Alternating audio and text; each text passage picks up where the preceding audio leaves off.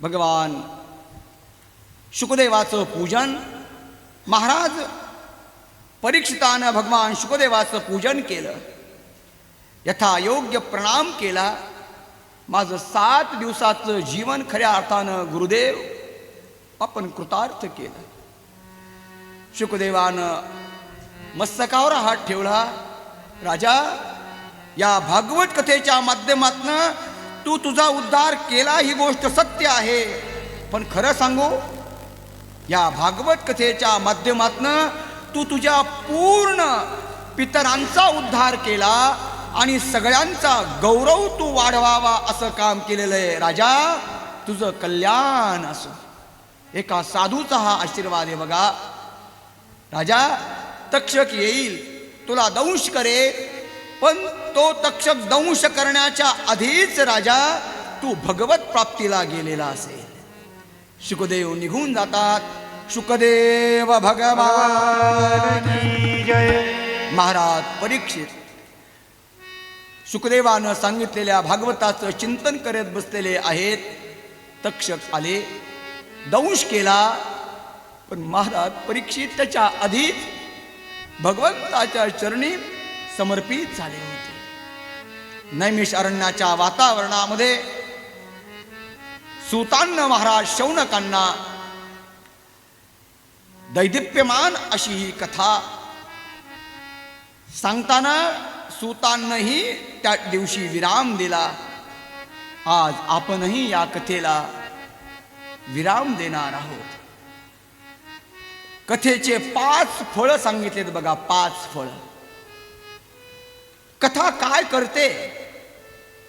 7 दिवसापासून आपण या कथेचं चिंतन करत आहोत. पहिलं फळ कथेचं सांगितलं, कथा आपल्या मनाला निर्मळ बनवते.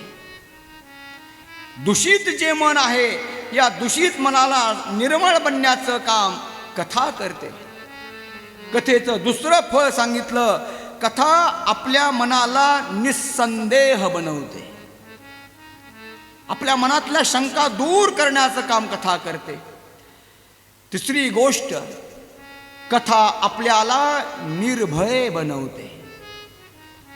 किती मोठं संकट येऊ दे, त्या संकटाला सामोरं देण्याची क्षमता ही कथेच्या माध्यमातून मिळते.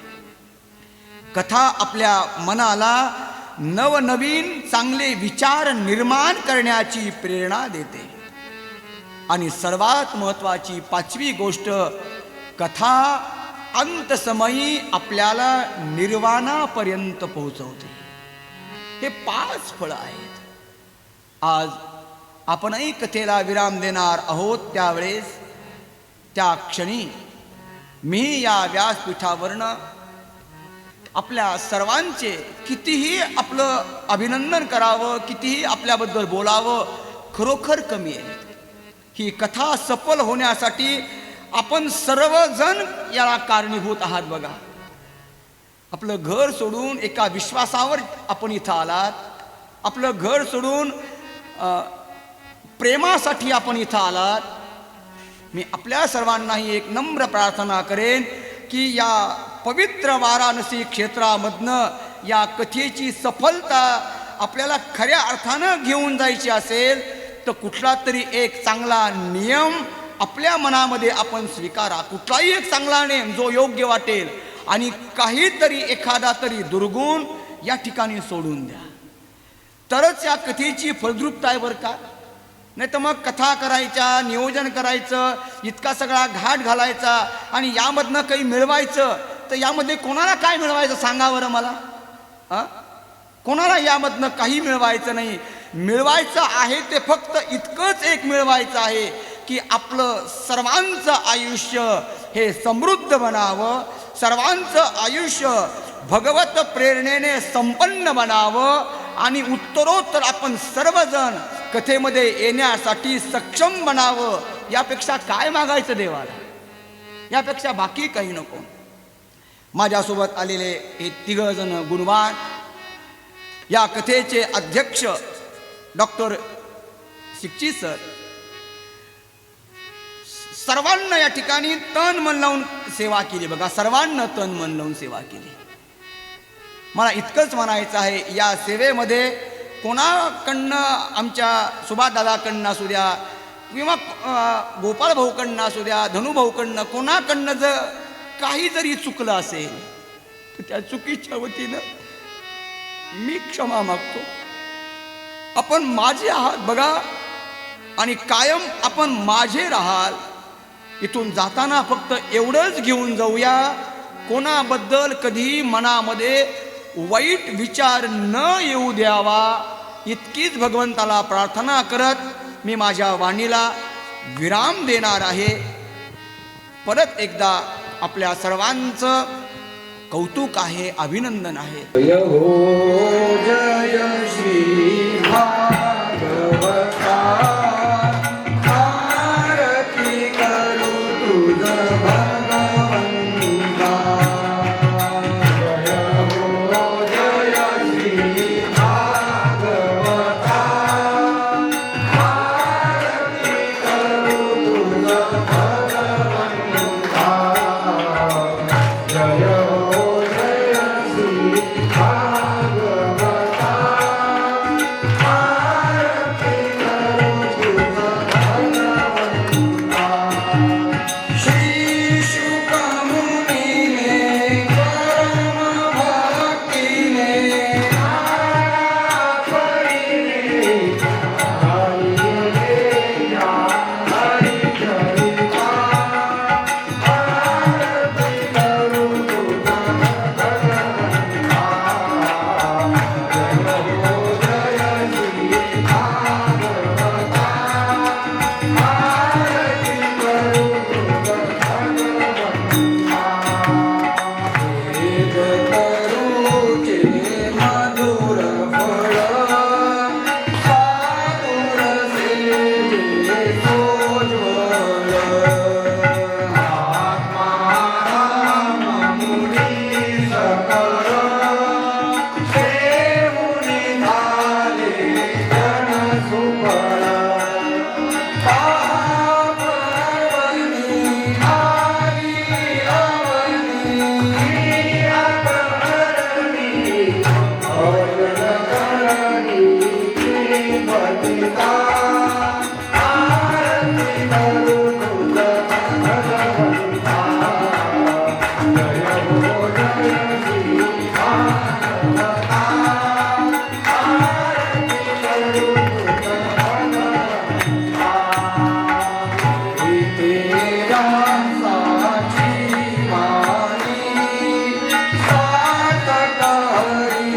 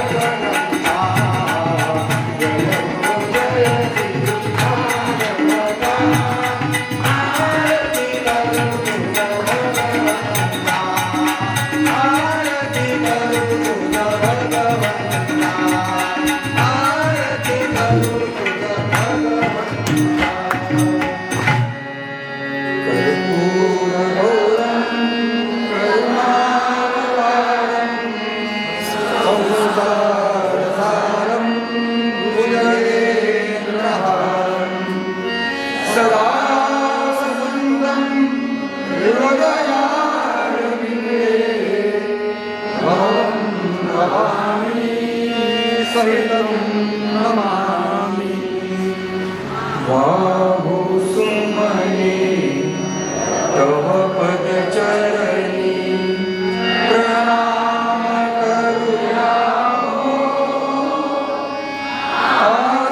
आत्मसुखाची हीच पाऊले हृदयी धरुया हो मानून घ्यावी सेवा मुझी अल्पच ही सारी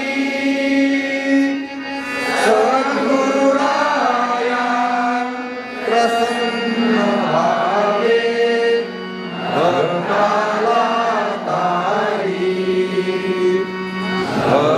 भक्तवत्सला तुझ्या कृपेची छाया गे राया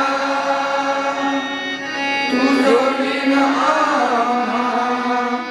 कोणी नाही येथे राया देव तुझेही आम्ही घेऊन मंजूर तुळशीची साई जुईची पाहू सुमने पुष्पगुलाबाची बहुविध सुमने शरणी बाहू सुवास दरवळला नित्य सुखाची जाई होती अजान भक्ताला शक्ती बुद्धी रे मनशांती रे तुझसी वंदाया कृपा प्रसादे तू जय देवा उद्धरसी काया बाहु सुमने तव पदचरणी प्रणाम करुया हो